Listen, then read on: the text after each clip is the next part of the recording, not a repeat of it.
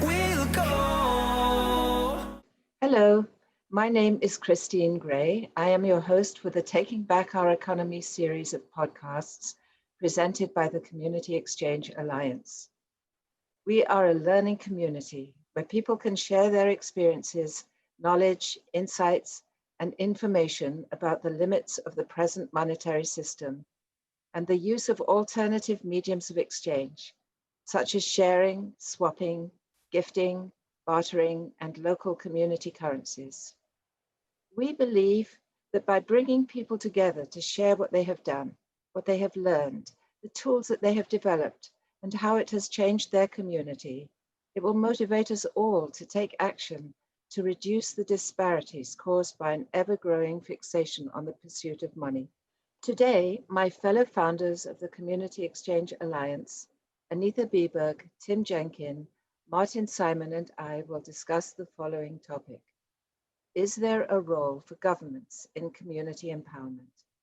There are three sub-questions. Does taking money from the government inevitably compromise community empowerment? How do governments do harm to community empowerment? And when have collaborative relationships between governments and communities worked well? Martin will kick off our discussion. Hi, my name is Martin Simon. I've trained as a community organizer. I was very lucky back in the 1980s to be headhunted by the Paul S. Cadbury Foundation, and they sent me over to the States to train as an organizer. It was at the same time as Barack Obama. He was in Chicago, I was in Houston. I never met him at the time, but he always says that's where he got his real political education. I really agree. It was, when it comes to actually forwarding community organizing, there's nothing anywhere of the equivalent. I was very privileged to be able to train there. But one of the golden rules, the iron rules, I should say, of community organizing is never take a penny from government. And I came back from the UK and stuck by that rule very religiously. We took on government very confrontational, several campaigns, saving council houses, setting up law centres, all sorts of campaigns where we were actually having to take on corporations, governments head on. And obviously our position would have been compromised if we took money from them. And that's one of the obviously reasons behind community organising not wanting to take money. Over the years, however, I've realised that actually what we want is the communities to actually work for them to represent themselves. And if we do need resources to actually build connected, caring communities that are capable of doing that. Community currencies like time banking, which we set up pretty soon after that, helped an awful lot. But actually not taking money meant that we couldn't put the resources into the actual networking of connecting people with each other, which is the first step. That doesn't happen by itself. There are too many distractions in life today for people to actually make those connections. And we need people out in the streets actually doing that for them. Once the connections are made, then people can actually decide what they want to do, how they want to self-organize. They might need a little bit of help there, but actually there's an awful lot of skills already out there. And that's without any system managing or correcting them and telling them how they should go about it. They do it, they learn from it, and we just put them in touch with each other, resource them as a bit as we can. So there is a role for government in providing those resources. Most of the resources came from government, they came from the National Lottery, they came from foundations. I think in the first 5 years, I raised about £8 million in the UK for time banking, particularly to get that up and running off the ground. Obviously, we want the time banks to be owned by the local people, not dependent on ongoing funding. So you need somebody to get them set up in the first place, but we do everything we can to get ordinary folk in the neighborhoods actually running them so that they can be self-sufficient for as long as possible. So I would argue that you can, if you've got the right governments and they don't want too much control or don't want to compromise you in any way. But I do also understand the reasons for not taking money when you have to face up to very powerful forces that need to support what you want to do.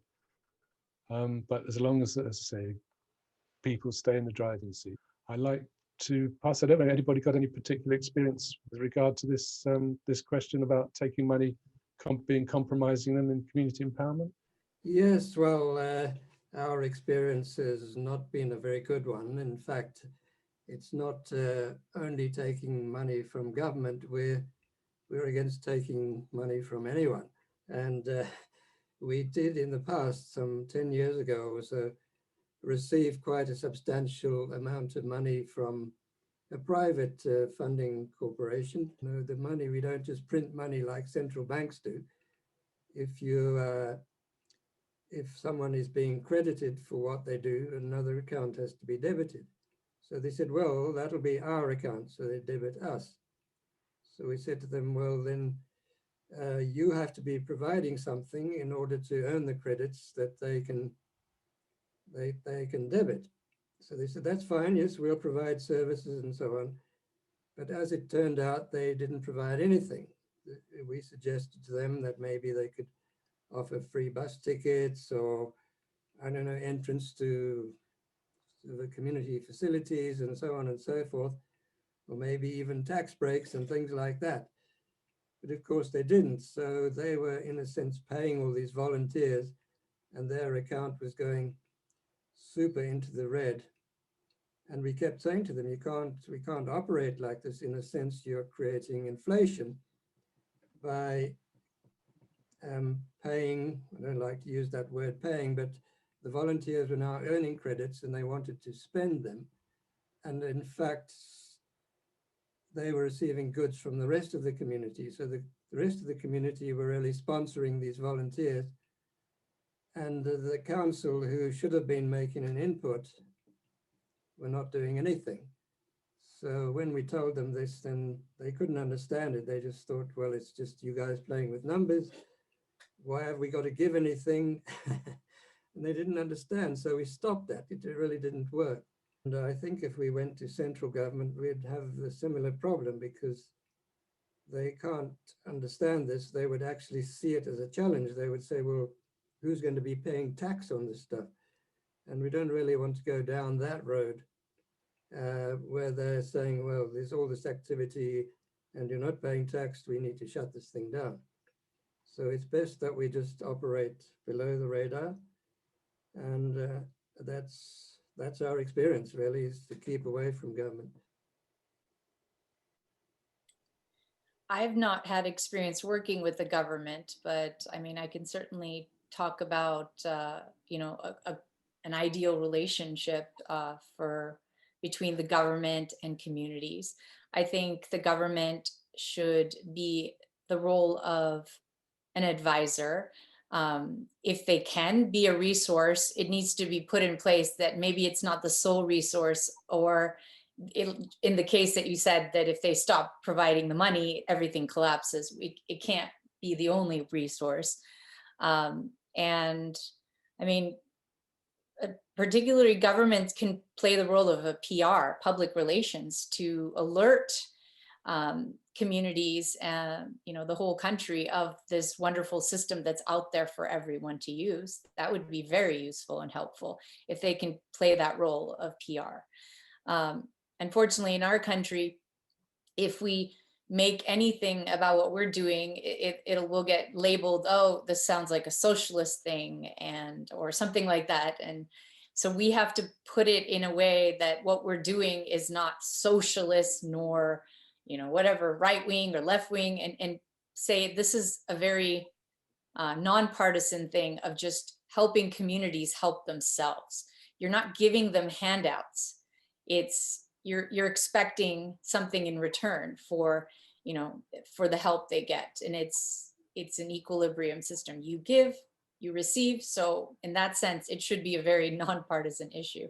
So I would like to see the role of government, again, be more on the sidelines. If they can give us some help, it would be PR, it would be, you know, resources, and maybe just to make it easier for, there's so many community action programs out there in every county here, to have people be able to talk amongst each other and they can use that data of what is collected from this in a way so they can put in the resources necessary, and they'll know exactly what is needed in each community, because every community is unique.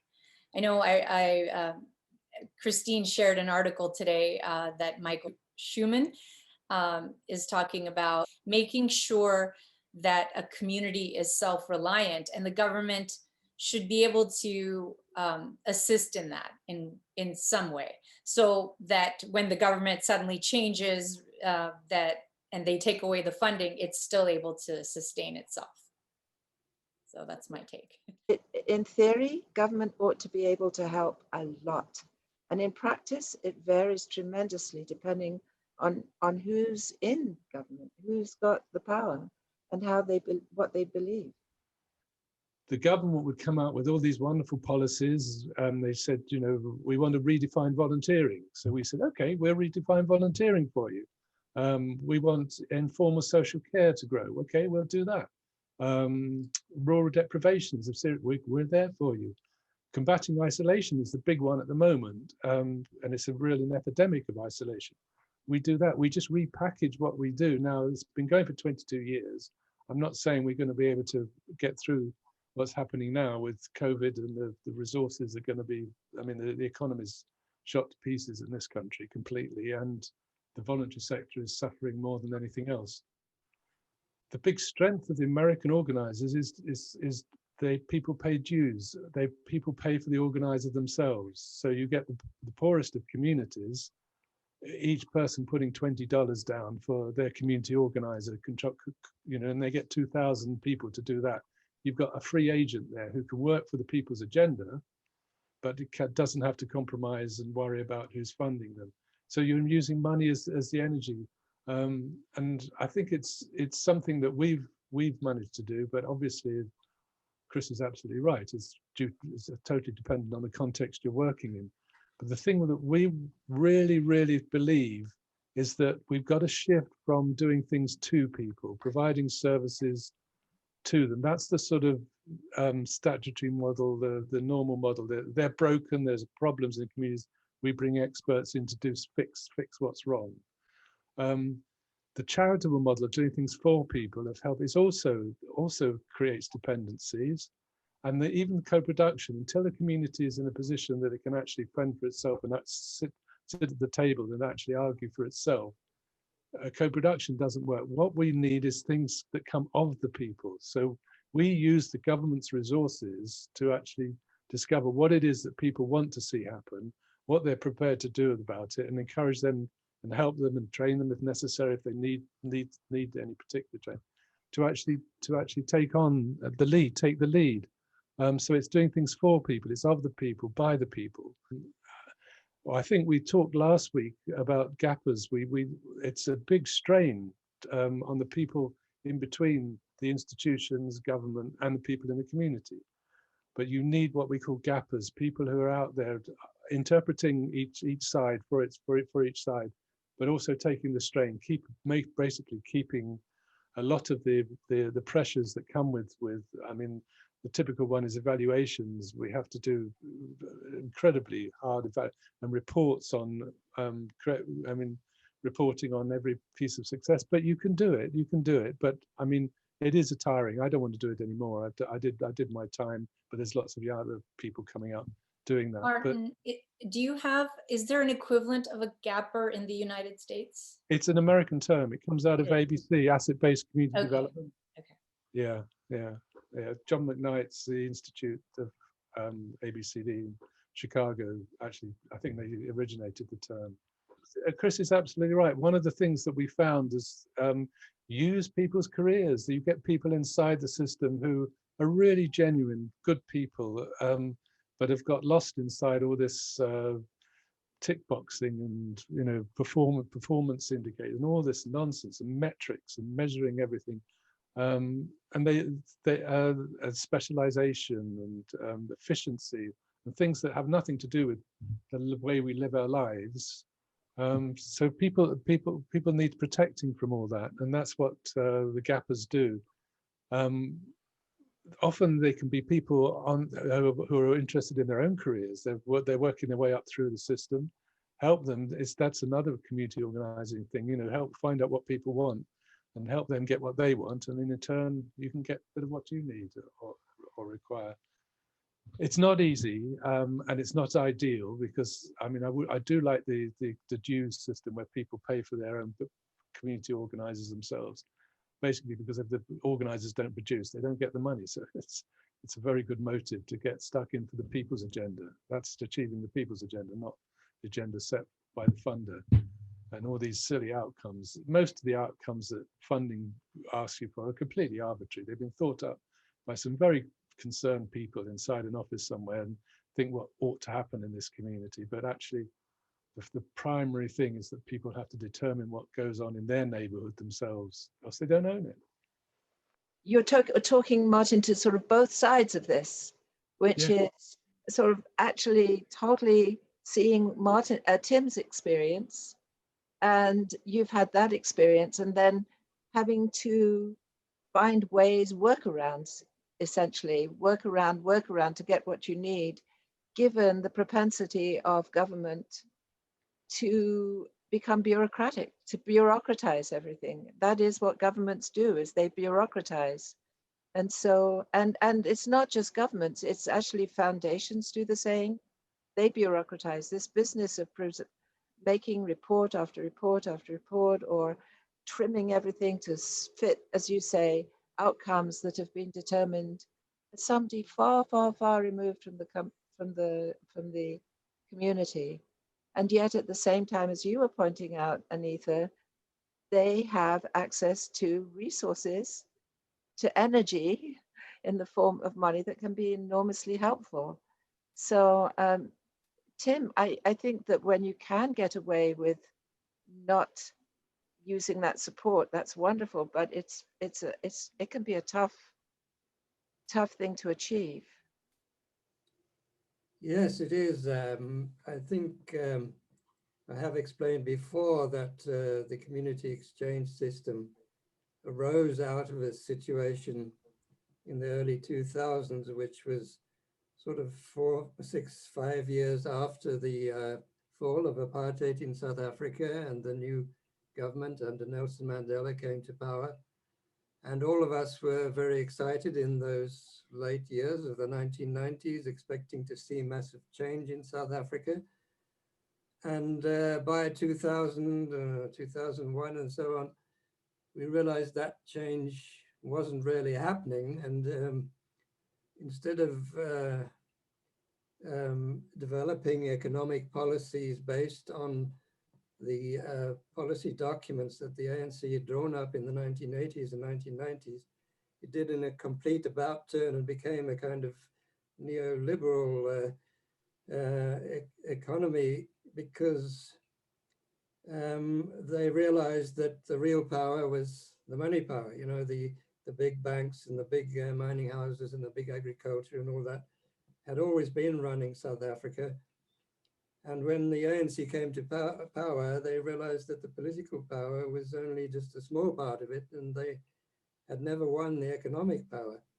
So very little changed in the last years of the last century. And a lot of us started to think, why is this? Why is there no change really happening? In fact, people were getting poorer because a lot of the mega corporations that had abandoned South Africa during the years of apartheid because of the sanctions came back to South Africa. And the IMF said, if you want loans, you have to do it our way. You have to become a investor-friendly environment, and you have to attract big money back into your country. And so they just abandoned all those sort of people-powered kind of policies that they had, you know, housing and jobs for all. They just invited all the big companies back, and nothing happened. So many of us got together and thought and realized that, you know, it's the money power that is still in control. And if we don't change that, if we don't change the way that money works, then nothing will ever change. So we started to look at alternatives, and we came up with the community exchange system, which is based on sort of lets and time banking principles, where you set up an exchange system that has no physical currencies. So you're just basically keeping records of what people do and what they receive. And this was what we developed. So as time went on, in a sense, we became anarchistic in the sense that we realized that we don't really need government. We don't need these big corporations. I don't mean to say we all became anarchists. I don't want to stick ourselves in that box, but we came to realize that we can do things without government. We don't really need it. We're creating our own currency. We're creating self-reliant communities. We're creating communities that assist themselves. They don't need to, obviously we couldn't provide everything. We can't provide petrol and air tickets and things like that, but the community itself can provide most things. And we don't need funding if everybody who provides something is on your system. So our community exchange system runs entirely on its own steam. We don't even, the computers, the hosting and all that is all on the system. We don't need a single dollar or rand to operate the system. And so why does the community need dollars or rands to operate? We don't need it. We don't need government. In that sense, we can do it ourselves, and we're providing the tools. So we don't see ourselves as a body that's providing facilities for people or assisting the community. It's just a tool that we've provided, and people can use it to assist themselves. So we don't say we're doing something for the community or helping them uplift the community or anything like that. People do it themselves. And I think that's the power of alternative currencies, is that people recover that power that they've lost, the money power, and it's the greatest power in society, the power of the creation of money. And for the first time in history, I think people now can be in control of money themselves. There's no banks creating it. There's no trickle down. There's no debt. There's no borrowing. So we do it ourselves. And yeah, so I think I'll end there. Yeah, that'll be a great segue for our next podcast about community currencies and things. So that was really useful information for that. One of the things we were talking about community empowerment, and I've noticed is some communities, even if they were to pool all their resources together, are much poorer in the sense than communities maybe in more affluent areas. And it doesn't even have to be, even in time banking, it could be in terms of the skills they have to share. I do know of a community in, I think it was Santa Fe, New Mexico, or around that area, that had to shut down because everyone had the same skills and there wasn't diversity. So whether you're rich in skills or rich in resources, that diversity is still very important to community, being able to uplift themselves, so you say. What do you guys think of that? Like, how could we address that? I mean, this is beyond just, government taking over the role, but how do we, the best community is a very diverse community in terms of the types of people in it.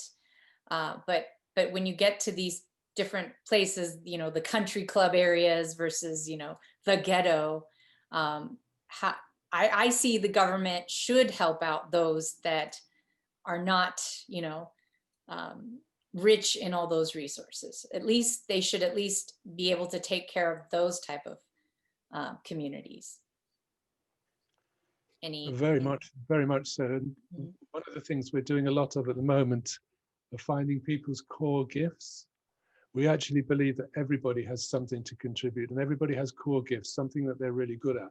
It might have come out of adversity at some time in their lives, often did actually, often is results from some really tough lessons learned in life, but that's a gift that they can share with others.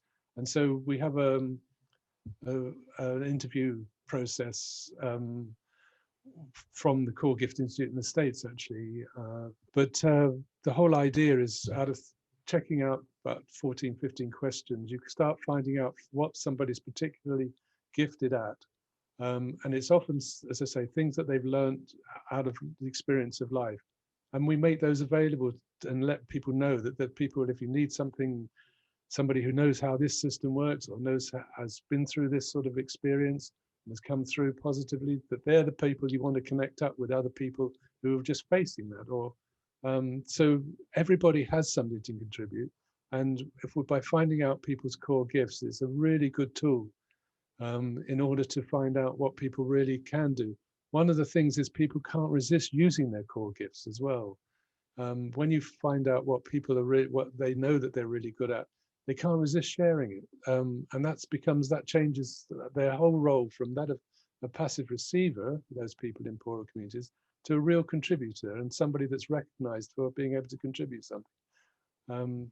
So, I mean, it's all done completely voluntarily. We don't impose it on anybody, but it's a really good tool.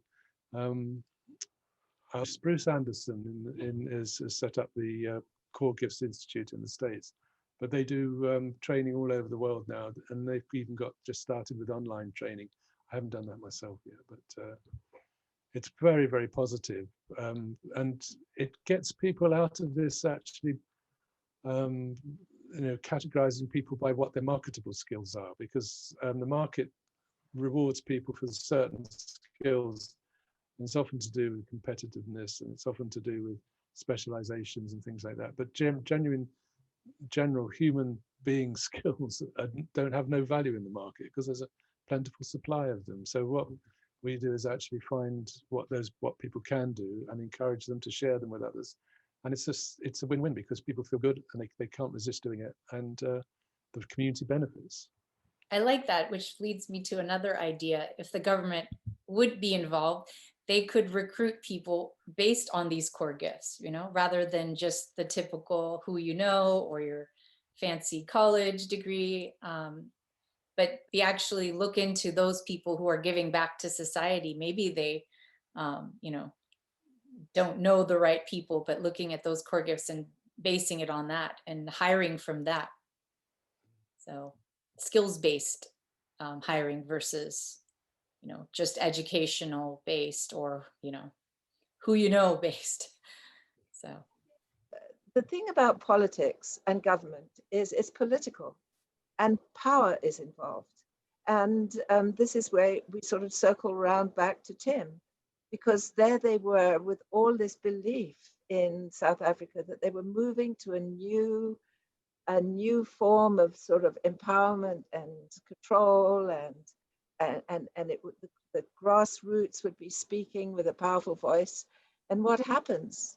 The power of government links up with the power of money, and you're back into bureaucratization and rules and things that don't seem to add up to what you're trying to do on the ground. And I think, just to go back to Martin and this gappers, there is such an important role for these sort of intermediaries who can learn how to play the government game and how to play the community game and flip back and forth between the two, because there is a genuine, real incompatibility that Tim has experienced, that all of us have experienced. And you have to somehow work around that and make this linkage happen between one kind of entity that works in one kind of way and the community that works in an entirely different kind of way. It's two languages. They have to be bilingual. They have to have the language of community relationships, but also the language of metrics and all the specialized stuff that the system is so obsessed with. So you need to be bilingual, and yeah, it's really effective. But I mean, it's a tough role. It's a tough role to play, but there are plenty of people around who have it. A lot of people, I mean, we're very lucky. We've got probably a very sophisticated system here that's evolved over the years. Certainly the social services and public health, they're quite advanced. So we're very lucky, but a lot of people who went into it went with their real dreams of changing the world and found a very different reality. It's all been overtaken by business models and, you know, as I've mentioned before, tick boxes and all these arbitrary objectives being set on or being determined by outsiders. So you need somebody who can, you need people who've probably still got that drive and that energy inside them, but are working in a system that's alien to them, but they know how to work inside that system. We don't, you know, I mean, I haven't been inside a local authority office for years. I don't want to, but there's some good people in there. But then I'm saying we're in a privileged position probably because we're very different society to some other people's are dealing with. Yeah. Yes, that's so true. A context is so, you know, each country does have its own patterns, its own cultures, and the relationship of government to that culture and the culture in the government and the culture outside. All of these are such crucial aspects of all of this. So yeah, I think it's wonderful actually, Martin, that you can actually just say that yes, we have these people who know how to have this double speak, as it were, and that they can find the way to go one way and the other. I think there's some, not a few other countries where there just isn't even that place. It just doesn't, there isn't even the possibility of having that two-way conversation, is my thinking. I don't know. I mean, this is where it will be so good to talk with other people with different contexts and different examples and different experiences, bring them, ask to invite them in and talk with us about their experience and what they're trying to do and how they deal with these questions. Is there a last thing that each of you would like to comment as a result of this conversation? So let's start with, I'm going to go around the room clockwise. So I'll start with you, Anitha, go to Tim, and then to Martin. Is there just a last, you know, couple of sentences you'd like to sort of observation? Yeah. Just from this conversation alone, my mind is racing of, well, what can we do different in the US? And because I'm gung-ho and wanting to work for Biden administration, you know, if we could put something in place, maybe like, you know, how Social Security, they can't take that away from us, you know, put some type of resources into play where, you know, it's expected and it's not going to be taken away, that it would guarantee that we get some resources from the government. I'm still very optimistic that the government can play a role with community empowerment. Yeah. Okay, thanks, Anitha. So what about you, Tim? Well, we are not opposed to working with government at all, but I can't really see it happening, especially with central government. You know, unfortunately, our government is notoriously corrupt, and in a way that's good for us in the sense that they're too busy lining their own pockets to worry about small things like us. So we just get on with what we do and no one worries us. Local government is a different matter, especially here where I live in Cape Town. It's quite efficient and it works well. And but we're not going to seek out links with them. You know, we're not going to go. We've done that several times in the past and talked to them. And mostly they listen and they find it very interesting. But they always ask, the final question is, well, where, if this is so great, where, show me an example in the world where it works. And we can't really provide them with such an example. You know, there isn't one really. So we will, you know, if they come to us eventually one day and say, what you're doing is interesting, and we see that you're making inroads and you're assisting communities, let's work together, then we will willingly do that.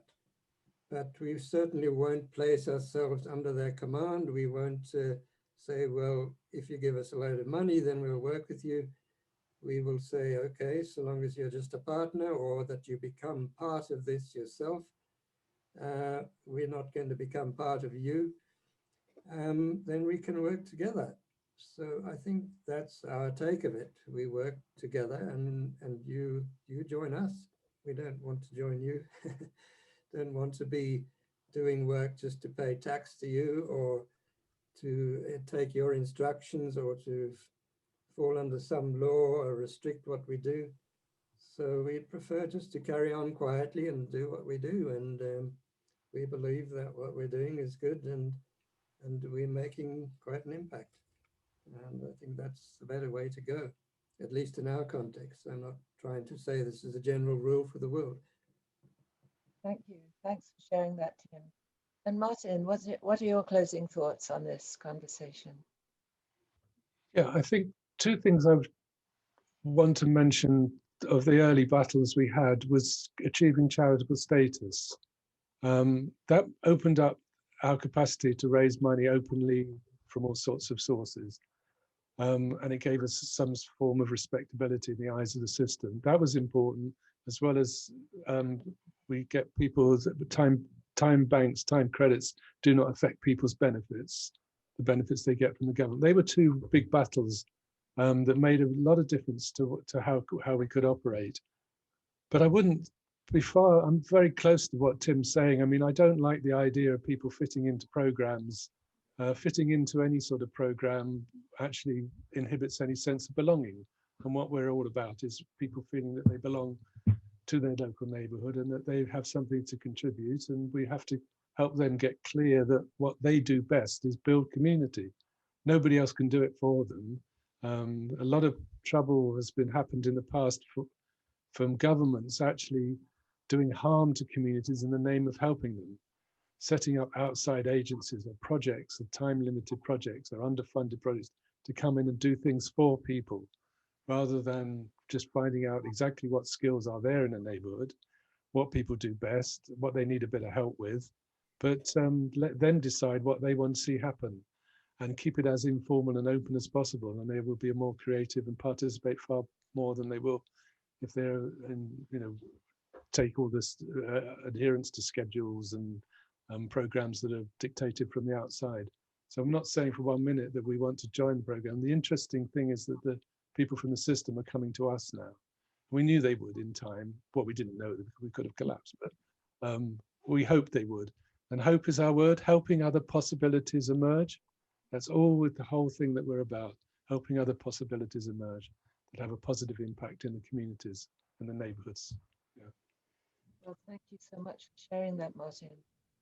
I would like to close out with my own comment too, which is I am so aware that all four of us are living in what are really very, very wealthy countries compared to when you stack us up against the rest of the world. And that is our context. We may be working with communities that are poor in those wealthy countries, but even there, the amount of resources available far exceeds what's available in other countries. So I think it will be wonderful to really have people, inviting guests to talk with us about the experience in different kinds of countries where there isn't that base of material comfort that we can turn to here in our countries. So in any case, I think this has been such a wonderful and rich discussion.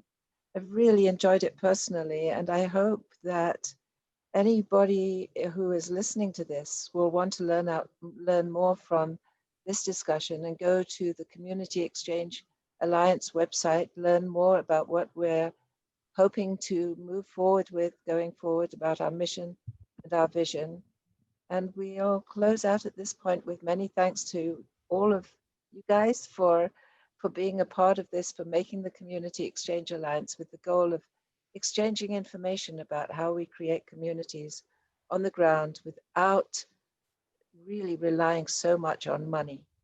So that's it. Thank you all very, very much. Bye-bye.